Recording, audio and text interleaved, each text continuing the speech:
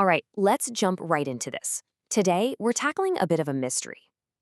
For decades, we've relied on these massively complex models to tell us when a drought is coming, right? But what if the way we've been asking the question is just fundamentally flawed? We're going to play climate detective today and unpack a really fascinating study that proves we actually need a completely new playbook. So let's kick things off with a pretty simple but honestly profound question. Are all droughts created equal? I mean, it seems obvious when you think about it. A quick dry spell that, turns a few patches of your lawn brown is definitely not the same as a multi-year disaster that absolutely decimates national crop yields. And yet, historically, a lot of hydroclimatic research has basically just tossed all drought data into one giant bucket, spit out a single response metric, and kind of just hoped for the best. Okay, so let's dive into our first section here and look at what we can call the broad brush problem. Think about it like this. Ignoring the severity of a drought is exactly like a doctor misdiagnosing a patient. Imagine walking into a clinic with, say, severe pneumonia, and the doctor just hands you a mild cough drop because, well, that's the average treatment for all respiratory issues. It sounds totally ridiculous, right? But mathematically speaking, that is exactly what happens when you lump fundamentally different climate regimes into one data set. It completely obscures the specific signals of severe droughts, it biases the effects of the variables, and ultimately, it leads to some highly ineffective climate responses from policymakers. So to actually solve this mystery, the researchers built this brilliant dual threshold model using the Standardized Precipitation Index, or SPI. They separated the parameters out. They defined a mild drought as when the SPI hits -0.5 or lower, but then they created a much stricter threshold of -1.0 for moderate to extreme droughts. Splitting the data into these two totally distinct tracks was a real game changer. It allowed them to finally observe how climatic drivers behave differently at different levels of stress. And the testing ground for this new model? The highly fertile, semi-arid province of Punjab in Pakistan. Now, this isn't just some abstract computer simulation. Punjab is the agricultural heart of the region. It contributes to over half of Pakistan's GDP and a whopping 2/3 of its wheat production. By taking 40 years of data across 24 different weather stations and feeding it into this new model, researchers are literally trying to secure the food supply for millions of people. Moving on to Section 2, let's map out exactly how this complex network of weather systems connects. All right, before we get into the heavy data, we need to quickly de-jargon the math here. The researchers had to account for two massive factors: spatial and temporal autocorrelation. Now, spatial autocorrelation just simply means weather doesn't care about state lines. If it's incredibly dry at one station, it's highly likely to be dry at the station 10 miles down the road. Make sense? And temporal autocorrelation? That means droughts have a memory. The weather today is heavily influenced by the weather yesterday. You really can't just treat these data points as isolated random events. So to prove that these droughts are truly interconnected regional events, they mapped out a k=3 nearest neighbors configuration.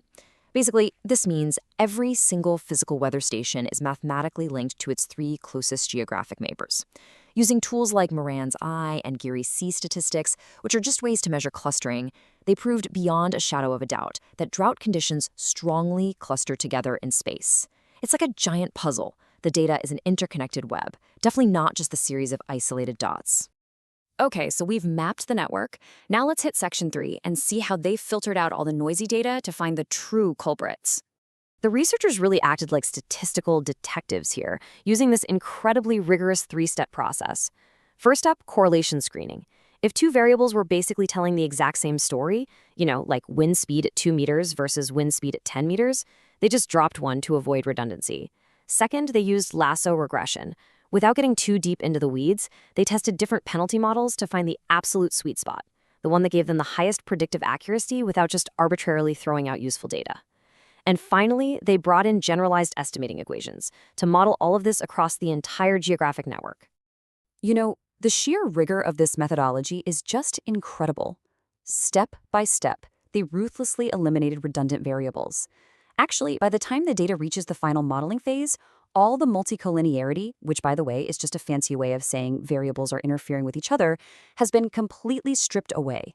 What remains at the end of the day is only the absolute highest quality, most accurate data possible. All right, the statistical groundwork is laid. Let's get into Section 4, the big reveal, where this data splits into a tale of two entirely different droughts. Okay, so here is the aha moment of this whole explainer. When the researchers ran these models, they discovered that mild droughts and severe droughts don't just differ in how intense they are, they have entirely different mechanical drivers. Mild droughts are heavily driven by persistent memory factors. Their best-fitting model relies mostly on temporal autocorrelation, literally the memory of previous months. They're driven by stable, slow-moving changes in things like surface pressure and soil wetness. But those moderate to extreme droughts? No way. They rejected the memory model entirely. They operate totally independently, driven by highly volatile, sudden atmospheric forces. And the absolutely crucial point hidden in the results for those mild droughts comes down to one staggering number, 23.7%. The study found that for every single 1 degree Celsius rise in average temperature across the region, we see a massive 23.7% increase in expected mild drought counts. I mean, think about that. It explicitly proves just how incredibly sensitive these mild, slow-burning droughts are to those overarching gradual temperature shifts in our climate. Meanwhile, severe droughts operate on a completely different scale. Like we said, they lack that long-term memory. Instead, they're heavily influenced by much sharper, much more sudden atmospheric forces. The data shows that wind speed carries a massive negative coefficient of 2.233. In plain English, that means severe droughts are intensely reactive to dynamic shifts in wind speed, wind direction, and specific humidity. You simply cannot predict a sudden, severe drought just by looking at a slow drying of the soil. You have to look up at the volatile, fast-moving atmospheric forces happening right now. So, what does this all mean for us? Let's move to our final section and look at the new climate playbook. Ultimately, this dual threshold framework isn't just some academic exercise meant to collect dust in a textbook. As the researchers note, it provides a highly scalable foundation for targeted climate projections.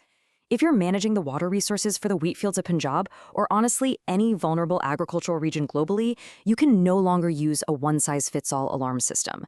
You now have the mathematical proof and the exact modeling framework to create two separate, highly accurate early warning systems, one for the slow, persistent dry spells and another for the sudden, volatile, severe events. I'm going to leave you with this final thought to ponder as we wrap up this explainer. Knowing that a single-lens view of our climate is fundamentally flawed, how will adopting this targeted, severity-sensitive approach to climate modeling secure our future food and water supply? We finally have the tools to treat the mild cold and the severe pneumonia differently.